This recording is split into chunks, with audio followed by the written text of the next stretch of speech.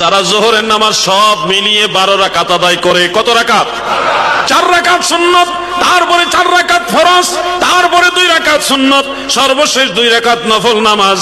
যারা টোটাল যোহরের নামাজ 12 রাকাত আদায় করবেন, আমার দয়াল নবী বলেছেন সারা রাত দাঁড়িয়ে দাঁড়িয়ে তাহাজ্জুদ নামাজ পড়লে যতগুলি নেকি আমার আল্লাহ আপনাকে দিত, সারা রাত দাঁড়িয়ে তাহাজ্জুদ নামাজ পড়লে যত নেকি হতো আপনার, আমার দয়াল নবী বলেন যোহরের নামাজ 12 রাকাত পড়লে ওই সমান নেকি আপনার আমল নামায় আল্লাহ দিয়ে দিবে।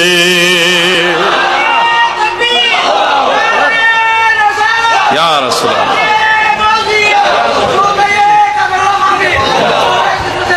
তাহলে আপনারা কি বুঝলেন? যোহরের নামাজ সর্বমোট কত রাকাত?